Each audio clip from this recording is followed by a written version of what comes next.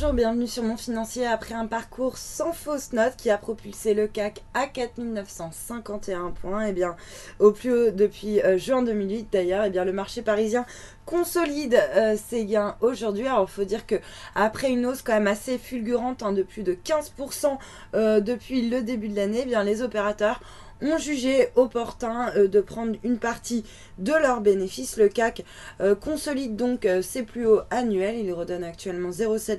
On est autour des 4915 points. Ailleurs, les marchés européens sont plutôt stables. À noter que les statistiques du jour étaient particulièrement nombreuses aujourd'hui.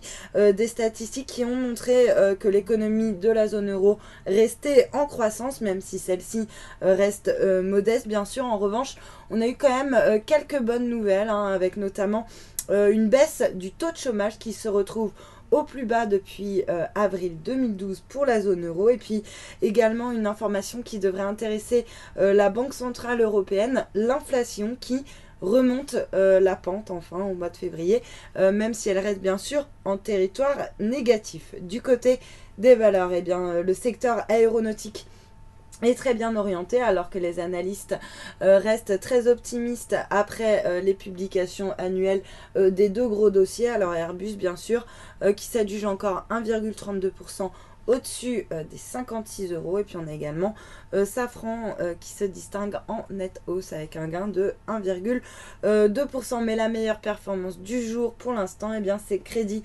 Agricole qui reprend de la hauteur. Lanterne rouge en revanche, eh bien c'est Vivendi qui abandonne actuellement un peu plus de 5%, alors que selon les analystes, eh bien, les conditions de la cession de participation de 20% que détient Vivendi dans Numericap sont assez difficiles à comprendre, donc toujours selon les analyses. Donc on a Vivendi qui recule, et puis à l'inverse sur le SBF 120, Numericable qui grimpe de 4,7%. Et puis parmi les publications, celle d'Eurofins Scientifique qui a dévoilé des résultats annuels à peu près en ligne avec les attentes, et puis surtout des perspectives assez bonnes pour 2015 et 2016, mais pourtant le titre s'inscrit en baisse de 2,6%.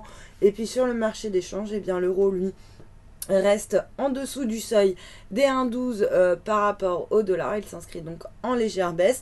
En revanche, il grappille 0,26% par rapport au yen, autour des 134,25 yens. Et puis le dollar, lui, se renforce légèrement par rapport au yen, ce qui lui permet de dépasser la barre symbolique des 120 yens. Et puis pour terminer, une légère consolidation également sur l'or, qui perd 0,44% autour des 1207 $ l'once. Voilà pour le point marché. Restez avec nous. Très bonne journée.